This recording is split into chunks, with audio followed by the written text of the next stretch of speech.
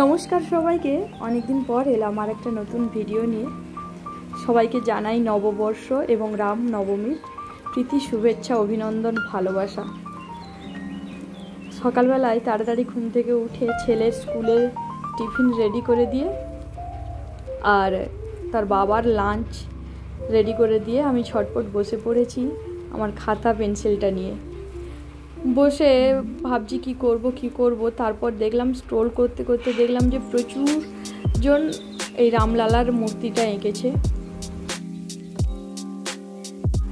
তারপরে আমার মান্ডালা আর্টের একটা ভিডিওতে একজন কমেন্ট করেছে যে দিদি রামের একটা হয়ে যাক। তো সব মিলিয়ে মিশিয়ে আমি রামের এই মূর্তিটাই করেছি। রামলালার মূর্তিটা করতে কিন্তু বেশি সময় যায়নি, ঘন্টা দুয়েক মতো গেছে। আর এটার জন্য আমি কিছুই ইউজ করিনি, শুধু পেন্সিল আর ইরেজার আর মাঝে মধ্যে হোয়াইট পেন।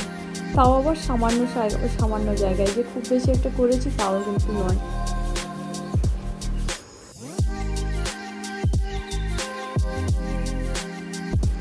নববর্ষে একখানা রেডি করে রেখেছিলাম, কিন্তু সময়ের অভাবে আর তাকে পোস্ট করাই হয়নি।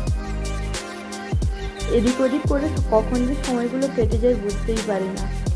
তারপর ছেলের নতুন স্কুল খুলেছে, ও বাবা, আজ এটা কাল সেটা মাথা খারাপ করে দিচ্ছে। ছবিগুলো আমি এঁকেনি, কিন্তু এডিটিং করা আর হয়ে ওঠে না। কখন এডিটিং কি করব। ছবি আঁকা হয়ে যাচ্ছে, কিন্তু এডিটিংয়ের অভাবে পোস্ট করা হচ্ছে না।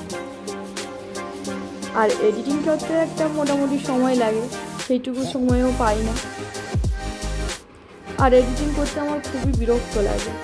আমি এঁকে দেব, কিন্তু এডিটিংয়ের ধারে কাছে আমি নেই, সেই কারণে আর কাজ করা হয়ে উঠছে না। তো যাই হোক, কাজটা করে তো আমার বেশ ভালোই লাগছে। মাঝে মধ্যে এরকম কমেন্ট করে জানিও যে আমি সেটা করব। নিজেও না গুলিয়ে যায় নিজে, যে কী করবো আজকে, কী করবো কী জানি কী করবো, এরকম ভাবতে সময়গুলো কেটে যায় আর আঁকাই হয়ে ওঠে না। মাঝে মধ্যে এরকম হয়, বেশিরভাগ ক্ষেত্রে করি, কিন্তু নিজে যে কিছু কমেন্ট করলে সেটা আরও করতে না বেশি ভালো লাগে। কেউ যদি কমেন্ট করে বলে যে এইটা করে দেবেন, ওইটা করে দেবেন, তাহলে কিন্তু খুব ভালো লাগে করতে। ওইভাবে করবেন। তোমরাও জানিও কমেন্ট করে যে কীরকম করলে বেশি ভালো লাগবে, কোন ছবিটা করব, কীরকম কী করব, সেইভাবে তোমরা জানিও সবাই। আর যদি ছবিটা তোমাদের ভালো লাগে, লাইক করো, কমেন্ট করো, শেয়ার করো। টাটা, দেখা হবে পরের একটা ভিডিওতে।